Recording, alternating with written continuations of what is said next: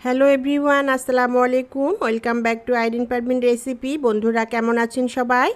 আশা করছি সবাই খুব ভালো আছেন এবং ভালোভাবেই দিন কাটাচ্ছেন। আপনাদের দোয়ায় আমিও ভালো আছি। আজকে নিয়ে চলে আসলাম বাটার দেয়া লেয়ারযুক্ত তেলে ভাজা বানের রেসিপি বা বনরুটির রেসিপি। ঘরে থাকা উপকরণ দিয়ে খুব সহজেই বানিয়ে দেখাবো এই বানের রেসিপিটা। আশা করছি আপনাদের খুবই পছন্দ হবে, আর পছন্দ হলে লাইক কমেন্ট শেয়ার করে আমার চ্যানেলটিকে সাপোর্ট করবেন। আপনাদের সাপোর্ট আমার চ্যানেলটিকে অনেক দূর এগিয়ে নিয়ে যেতে সাহায্য করে। এইরকমই আরও নতুন নতুন রেসিপি যদি দেখতে চান তাহলে আমার পেজটিকে সাবস্ক্রাইব ফলো করে রেখে দিতে পারেন। তাহলে চলুন তেলে ভাজা লেয়ারযুক্ত বনরুটি বা বানের রেসিপিটা কিভাবে বানাবো সেটা আপনাদেরকে দেখাই। এখানে আমি একটা বড় বাটি নিয়ে নিয়েছি, আর এখানে 1 টেবিল চামচ ইস্ট নিয়েছি। ইস্টটা অবশ্যই ভালো কোম্পানির নেওয়ার চেষ্টা করবেন, আর ভালো ইস্ট হলে কোনো প্রকারের গন্ধ আসবে না। তারপর এখানে আমি 2 চামচ চিনি দিয়ে দিলাম, মিষ্টিটা আপনারা স্বাদ বুঝে দিবেন। তারপর এখানে আমি কুসুম কুসুম গরম পানি নিয়েছি, সেখান থেকে অল্প একটু দিয়ে দিলাম। খুব ভালোভাবে নেড়ে মিশিয়ে নিয়ে এটা ঢাকনা দিয়ে ঢেকে রেস্টে রেখে দিলাম কিছু সময়ের জন্য। তো কিছুক্ষণ পর ফিরে আসলাম।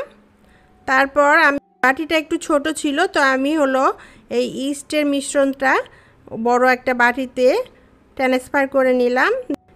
তারপর এখানে আমি মেজারমেন্ট কাপের 2 কাপ ময়দা দিয়ে দিলাম। আপনারা চাইলে এটা আটা দিয়েও করতে পারেন।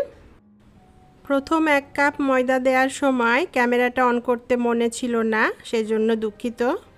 2 টেবিল চামচ আমি মিল্ক পাউডার দিয়ে দিলাম, আর সামান্য একটু লবণ দিয়ে দিলাম। দিয়ে এটা চামচ দিয়ে খুব নেড়ে চেড়ে মিশিয়ে নিলাম। এটা মিশিয়ে নেওয়ার পর এখন হাত দিয়ে মিশালেই খুব ভালো হবে। তো আমি হাত দিয়ে এটাকে আস্তে আস্তে ভালো করে মাখিয়ে নিব। আর একটু কুসুম কুসুম গরম পানি অ্যাড করে দিলাম, দিয়ে আমি এটাকে খুব ভালোভাবে মথে নিব। আর এটা খুব ভালোভাবে মথে নিতে হবে বা মেখে নিতে হবে। আর এই সময়তে মাখার সময় মনে হবে যে এটা খুব আঠালো আঠালো, হাতে লেগে আসবে।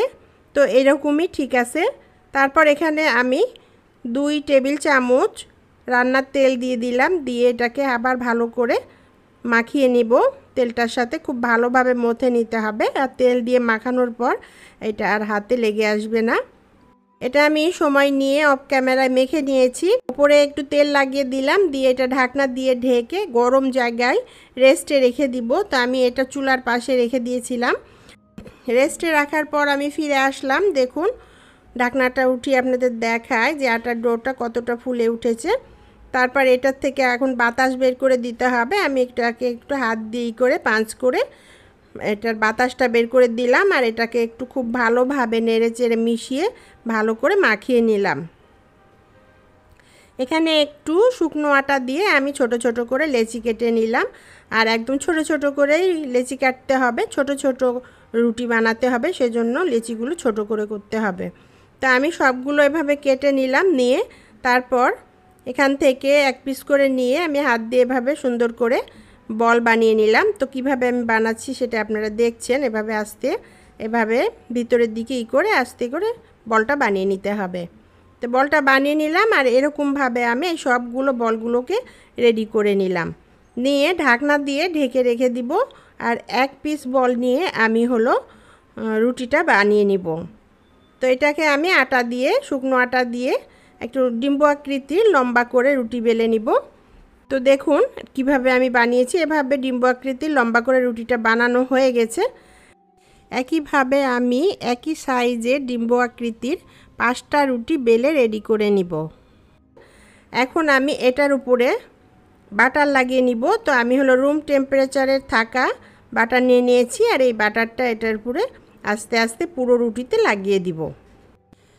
বাটারটা লাগানো হয়ে গেলে এটার উপরে আরও একটা রুটি বিছিয়ে দিব সমান করে, আর রুটিটার ওপরও আমি বাটার লাগিয়ে দিব।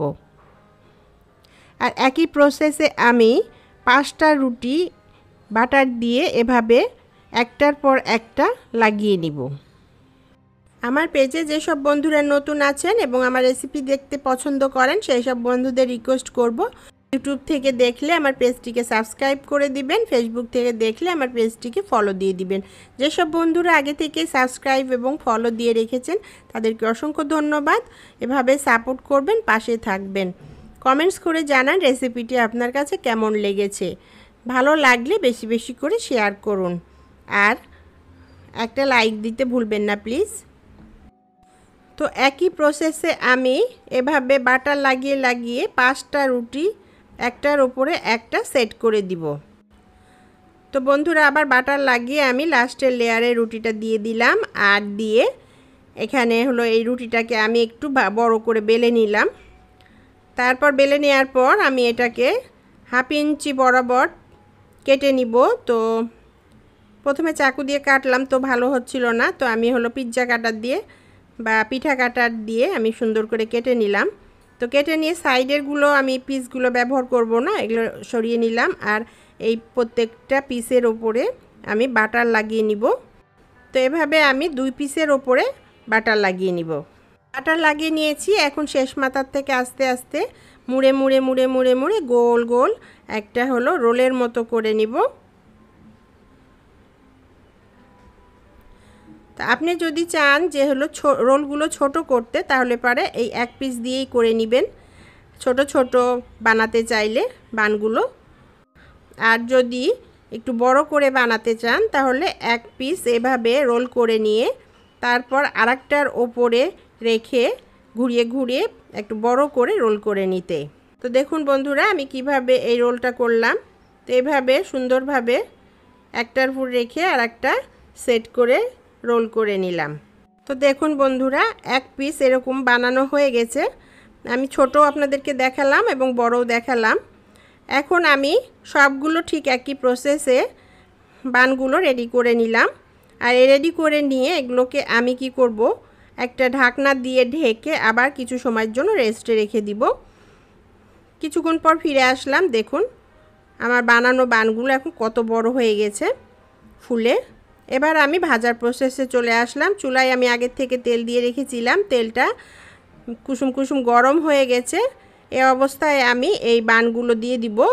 আর চুলার আঁচ কিন্তু বাড়িয়ে দিয়ে এই বানগুলোকে ভাজতে হবে, না হলে পরে বানের যে লেয়ারগুলো আছে সেগুলো খসে যাবে।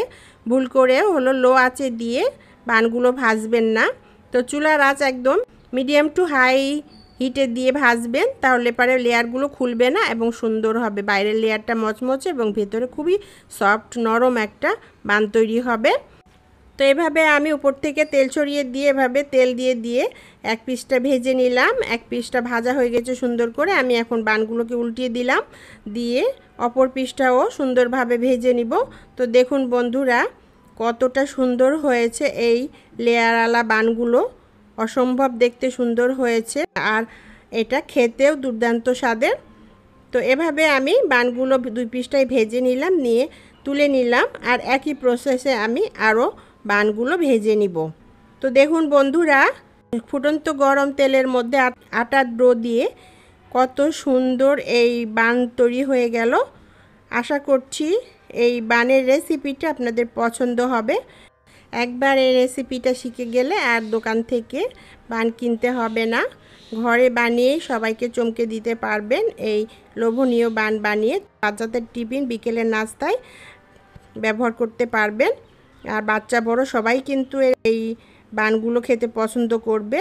তো লেয়ারওয়ালা এই বানগুলো আপনাদের একটু ছিঁড়ে দেখায়, দেখুন কতটা সফট হয়েছে। বাইরের লেয়ারটা মচমচে এবং ভিতরে একদম সফট নরম তুলতুলে।